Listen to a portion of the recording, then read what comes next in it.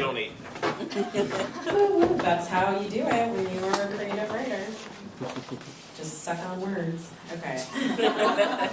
I forgot, how long is this thing for? 6 minutes. No, I mean like the, how long do I read for? 6 minutes. 6 minutes. Oh, okay. And that takes care of a lot of things. Okay. So, funny enough, I typically write poetry, but I'm reading some creative nonfiction. I don't even know what to do here. Okay. When I was smallish, not a teenager, but not a child, some weird in-between, like 11 or 12, I had a playmate, Donna. She sucked. She was my mom's friend's kid, and every warm afternoon after school, Donna and I would go to her house and watch game shows, play Monopoly, give each other makeovers, flip through teen magazines, talk about the new kids on the block, which was cuter, take our Barbies and Kens, and let Ken rape all the Barbies. At first, Barbie would be on a date. We had a pink car for them. We had a shoebox for their apartment, an assortment of stretchy slut doll clothes that we made even sluttier by trimming the skirt hem, or by adding a plunging neckline with our round-tipped kitty scissors, and teased that wild yellow Barbie hair into a crazy bouffant. We made up lives they needed to attend to, fake butlers, fake expense counts, fake diamonds. The upkeep was exhausting and boring. We spoke in British accents. We had tea and said, "Oh my," a lot. And as usual, we were dulled by the rich lifestyle and opted for drama. Her Barbie would slap my Barbie like Days of Our Lives, and on really long summer days, Ken would eventually press his hard, plastic body with missing man parts into Barbie's huge and stiff Dolly Parton boobs. And when they had sex, only the soft sound of plastic clinking and Donna or I making kissing sounds could be heard for long, long minutes. Even after undressing and raping the dolls, we were bored, as one would be, say, watching too much porn. So we devised better stories, better acts of betrayal, better methods for revenge, heartbreak. Barbie would feign helplessness like Scarlet in Gone with the Wind, and Ken would be brute and accidentally kill her because he loved her. There was the gardener Ken, who helped one of the ladies with her private lawn and flowers. And there was the married Ken, who feared his wife would catch him. And there was kinky Ken, who always wanted to play rough with sex toys, especially his rubber band whips. And there was Ken, the peeping Tom, who can get out of the friend zone, but surprisingly, no Barbie on Barbie, or Ken on Ken. The list of Kens was long, and in the evening after school, or in the eternity known as summer, when we were just kids playing with kid toys, life seemed expansive. Minutes could go on for hours, hours lasted for days. Together, we privately pantomimed the world, our parents, our daytime grown-up TV shows and romantic movies until we slowly, without notice, became normal, went to college, found partners, got jobs, slept early, and never called each other.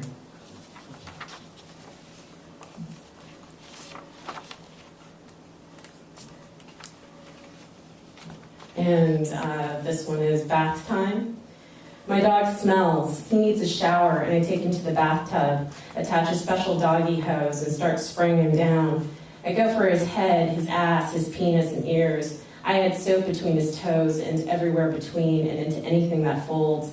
I bathe him like his body is my own, and without hesitation, I rinse out the center of his ass, lift the tail, and shoot water at the rosebud, like a bidet.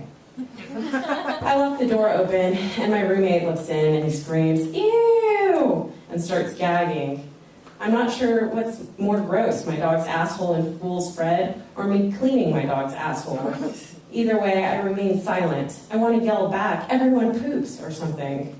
But I keep silent, because nothing needs to be said, really. My dog doesn't have hands. He has the intelligence of a 4-year-old. He cannot understand what I am doing, or why I am doing it, or why he should feel naked, or if that's even possible. But I've humiliated him, and he has no idea of that either. I am manhandling him, and whether by consent or not, he needs to be cleaned. He needs to be taken care of. He will be like me one day, or how my mother will be soon. I will need to bathe her, and touch everything, and remain quiet. And this last one is related to the first one. It's called Private Parts.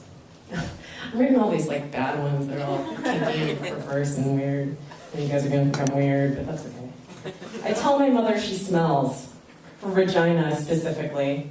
And could she crack the window so I could get some fresh air in the back seat? And could they turn up the radio? I love this song. Blink-182 is like so cool.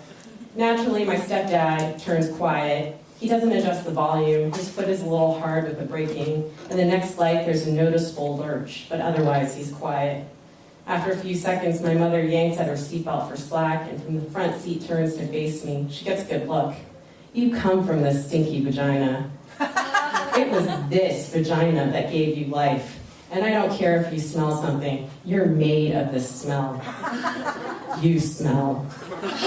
She turns back and the seatbelt retracts with a snap. I can tell by her neck that her face is red, and she looks over at my stepdad and asks if he can believe what just happened.